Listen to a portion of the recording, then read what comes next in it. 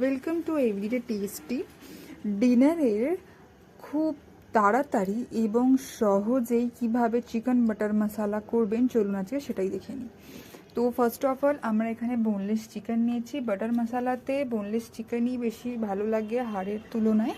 তো আমি এখানে 500 গ্রাম মতন নিয়েছি, আপনার চাইলে বেশিও নিতে পারেন, কোনো অসুবিধা নেই। এবং আমি এতে এবার অ্যাড করছি আস্তে আস্তে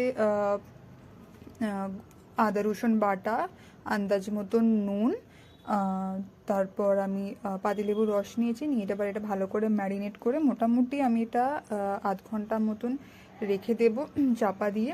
দেন আমার আধ ঘন্টা হয়ে গেছে। এরপর আমি একটা ফাঁকা পাত্র নেবো, তাতে আমি একটু সর্ষের তেল নিয়ে নেবো, আপনি মাংসর কোয়ান্টিটি অনুযায়ী তেল নেবেন।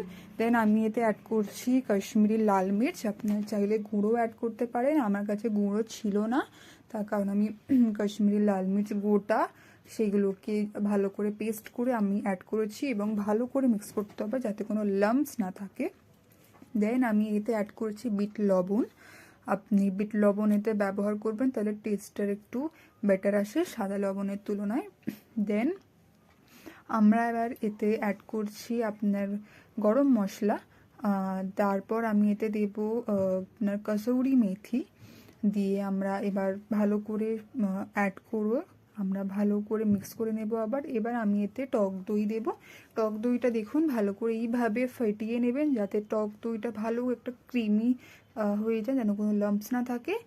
দিয়ে ভালো করে এবার প্রপার মিক্স করে নেবেন যাতে আবার ওইতে কোনো লাম্পস না থাকে, সেই ওয়াইজ ভালো করে মিক্স করে নিয়ে দেন আমার সেই ম্যারিনেট করে রাখা চিকেনটা দেখুন আস্তে আস্তে নুন দেওয়ার কারণে কিরম জল ছেড়ে দিয়েছে।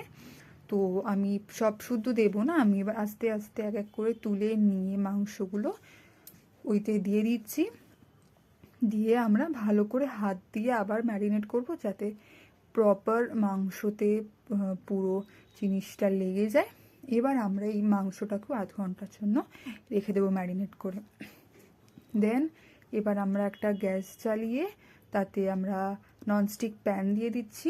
ননস্টিক প্যানে একটু সর্ষের তেল দিয়ে ব্রাশার দিয়ে ভালো করে ব্রাশ করে নেবেন এবং তেলটি গরম হয়ে গেলে এক এক করে আপনারা সেই মাংস, যেই ম্যারিনেট করা মাংসটি ছিল সেই মাংসগুলো আমরা আস্তে আস্তে এক এক করে দিয়ে দেব ফ্রাই প্যানে, দিয়ে আমরা এবং ভালো করে একটু ফ্রাই করুন। মোটামুটি আমরা 80% মাংস আমাদের ফ্রাই করে নিতে হবে। এতেই কম তেল দিয়ে আপনারা আপনাদের প্রয়োজন মতন একটু একটু তেল দিয়ে ভালো করে ফ্রাই করে নেবেন, গোল্ডেন ফ্রাই করে নেবেন। দেখছেন এখানে কীরকম আস্তে আস্তে গোল্ডেন ফ্রাই হয়ে গেছে এবং আমরা ফ্রাই হয়ে যাওয়ার পর আস্তে আস্তে এক এক করে মাংসগুলোকে তুলে নেব। এইভাবে এই প্রসেসে প্রত্যেকটা সবগুলো মাংস এইভাবে আপনারা ফ্রাই করবেন। দেখুন আমার সবগুলো ফ্রাই করা হয়ে গেছে। দেন এবার আমি একটা কড়াই নেব, তাতে একটু আবার সর্ষের তেল অ্যাড করব, করে আমরা এতে এলাচ লবঙ্গ ফোড়ন দিয়েছি, দিয়ে আমরা টমেটোগুলো এতে দিয়ে দেব। ঠিক আছে, টমেটোগুলো বড় বড় করে কাটবেন কারণ টমেটোগুলো পেস্ট হবে। টমেটোগুলো দিয়ে কিছুক্ষণ নাড়াচাড়ার পর 5 মিনিট পর আপনারা পেঁয়াজ দিয়ে দেবেন। পেঁয়াজগুলো দেখছেন আমি কীরকম বড় বড় করে কেটেছি। পেঁয়াজ টমেটো সব বড় বড় করে কাটতে হবে। তার 2 মিনিট পর আমি এখানে শুকনো লঙ্কা দিয়ে দিচ্ছি, 2টো গোটা শুকনো লঙ্কা। এরপর আমি আবার এতে অ্যাড করছি নুন যাতে ভালো করে গলে যায় এবং ভালো করে সেদ্ধ হয়ে যায়। তারপর আমি ওতে অ্যাড করেছিলাম আপনার সেম একই কাশ্মীরি লাল মির্চ বাটা। তারপর আমি এতে কাজু দিচ্ছি, দিয়ে কিছুক্ষণ 5 মিনিট নাড়াচাড়া পর যখন আপনার সেই ভালো করে দেখছেন গলে গেছে, তখন একটু জল দিয়ে 10 মিনিটের জন্য চাপা দিয়ে ভালো করে আস্তে আস্তে লো ফ্লেমে রেখে দেবেন যাতে কাঁচা ভাবটা চলে যায় এবং ভালো করে সেদ্ধ হয়ে যায়।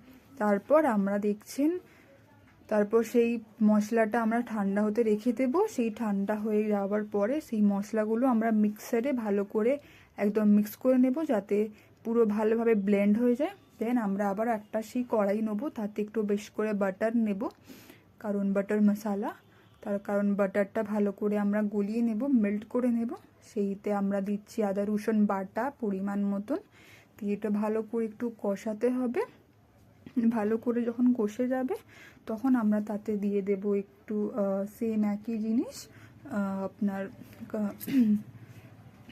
কাশ্মীরি লাল মির্চ, সেটাকে ভালো করে কষিয়ে নিয়ে আমরা তাতে একটু আন্দাজ মতো নুন নিয়ে নিচ্ছি এবং নুনটাকেও আমরা ভালো করে মিক্স করে নেব, তাতে প্রপার ভালো করে জিনিসটা কষে যাবে।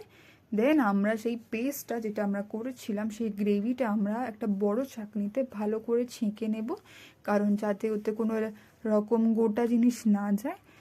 ভালো করে ছেঁকে নেবার পরে আমরা 10 মিনিট সেটাকে ফুটতে দিয়ে দেব।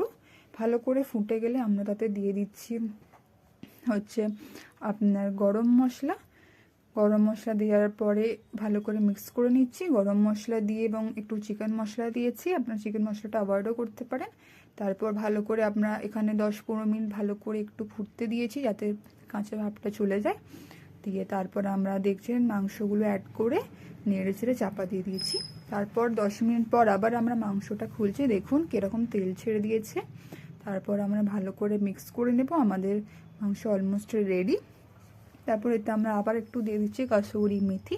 কাসুরি মেথিটা আপনার শেষেই দেবেন, আমি ওতে ম্যারিনেশনের সময় একটু দিয়েছিলাম, এখন আমরা দিচ্ছি। তারপর এর উপরে আমরা একটু এলাচ গুঁড়ো করা ছিল, এলাচ গুঁড়ো দিয়ে দিচ্ছি, এটা যাতে আমাদের খুব সুন্দর একটা স্মেল আসে যার কারণ। এবার এতে আমরা দিচ্ছি একটু ফ্রেশ ক্রিম। তারপর আমরা ভালো করে নাড়াচাড়া করে নেব, করে কিছুক্ষণ রেখে দেন আমরা গরম গরম সার্ভ করব, উপরে একটু ধনেপাতা গার্নিশিং দিয়ে।